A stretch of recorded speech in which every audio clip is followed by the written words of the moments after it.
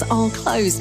In West Sussex, the A23 London Road is closed southbound at Gatwick Airport between the Longbridge roundabout and the train station, and that's because a car was on fire earlier. In Derbyshire, one lane's had to be closed on the M1 northbound between junctions 30 at work. This in Israel and Gaza later. Palestinians in Gaza remain braced for an imminent invasion a week after the unprecedented Hamas attack in Israel. The Prime Minister will set out the UK's support for Israel and help for British nationals caught up in the fighting. US Secretary of State Antony Blinken will also return to Israel today after completing a tour of Arab nations. Foreign nationals could be allowed to cross from Gaza into Egypt as soon as this morning, as doctors, though, in the territory have warned thousands of people could die because of the increasing pressure on hospitals. Joining me now is Amnon Aran, Professor of International Politics of the Middle East at City University of London. Professor, good morning. Good morning. Let's start, if we may, on the issue of the Rafah crossing. How crucial is it that it does indeed reopen? We gather it could reopen within the hour to allow foreigners out and key aid supplies in.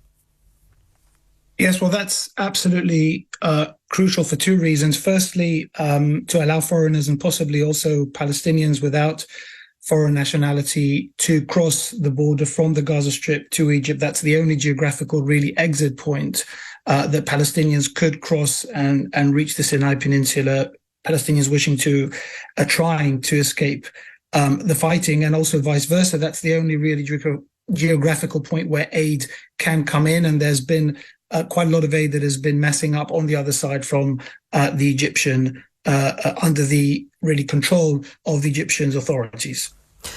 Why do you think this reopening issue has taken so long to resolve? I mean, do you think there's been lots of reluctance from the Egyptian leadership? Have they faced huge pressure perhaps from Israel to keep it shut? Are there worries Hamas fighters might get out via that route? Well, actually, the crux of the problem is at the moment the refusal of the Egyptians to open the border. And there are really three key reasons why that is. The first is that the Egyptian authorities are extremely concerned that Hamas terrorists would cross the border from the Gaza Strip to the Sinai Peninsula. Hamas has historical links with the Muslim Brotherhood in Egypt, which the current Egyptian regime has been really suppressing for a very long time. The second reason is, of course, Egypt's economic situation, very dire situation. Egypt has been one of the countries that has been most exposed to the rise of prices in oil and in food as a result of the war in Ukraine. And were there to be an influx of Palestinians, that would increase the pressure on a very troubled Egyptian economy. And finally, if I may, were there to be a large influx of Palestinians fleeing the Gaza Strip to the Sinai Peninsula, there is a possibility that they would remain for a long period, even a very long period in the Sinai Peninsula, unable to come back and effectively open, if you like, another group of Palestinian refugees in Egypt. Egypt to date has never really had Palestinian refugees on a large scale, like, for example, in Jordan or in Lebanon. Let's go through some of this morning's front page coverage as this crisis goes on, if we may. Professor, front of the Times this morning, 1 million try to flee as invasion of Gaza looms. The Guardian, US in last-ditch effort to reduce impact of Israeli assault on Gaza. Front of the Mirror, Israel is facing fight on three fronts, fears of an all-out war. The Telegraph, Israel vows to destroy Lebanon if the war spreads. Well, we know that working hard in the background to try and diffuse some of those wider tensions, hopefully, touring neighbouring Arab countries, meeting key leaders, has been the US Secretary of State Antony Blinken. Now, he's due back in Israel today. For you and academics looking in on this crisis, what's been your assessment, though, of what he's done and perhaps been able to achieve over the past week? Well, I think the key American aim really is to prevent the Israel-Hamas war to develop into a regional war. That seems to be the key American aim. The Americans have supported the Israeli goal of destroying Hamas. I think there is a growing recognition in Israel and, of course, among other Western nations that the terrorist attacks by Hamas and the war crimes that they committed last Saturday really are such that Israel has the right to defend itself from Hamas terrorists. But what the Americans want to avoid is really for this Israel-Hamas war to develop into a regional war, and are trying to stop, through deterrence, Hezbollah and, of course, crucially, Iran from really joining this war overtly, explicitly, with full force to support Hamas. I think so far the American efforts have been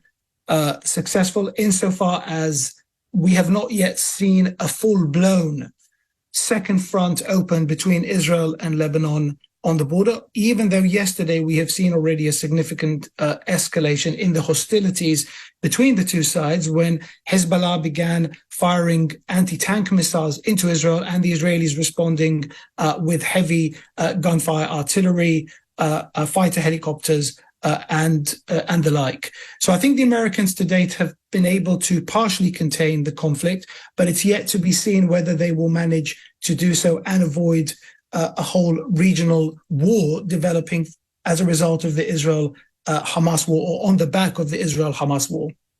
Let me ask you finally, if I may, Professor, do you firmly believe that a ground offensive in Gaza by Israel is inevitable? And how damaged is the Netanyahu leadership now in this clear failure of intelligence to prevent the Hamas atrocities as he tries now to get together a unity government?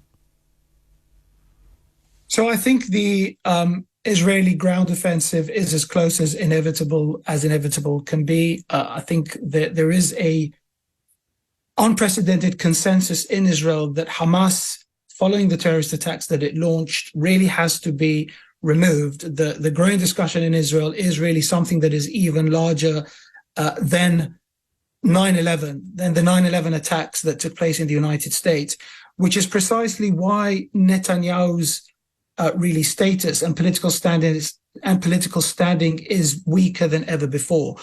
The only thing is that the day of reckoning with Netanyahu, I think at the moment, has been postponed for now to after the war. And it really does hinge on whether Israel will be able to achieve its goals, the goals that it has been setting itself for the ground invasion. That will really determine whether Netanyahu can continue and lead Israel in this time of war. If, on the other hand, Israel will suffer very severe setbacks in its ground invasion, I think there is a possibility to see some changes in Israel, starting first of all with a very wide national government. But if things go very bad, I think the questions over Netanyahu's leadership will only mount, and possibly the political pressure to remove him will mount as well, and will grow from some voices now to something that is more widespread.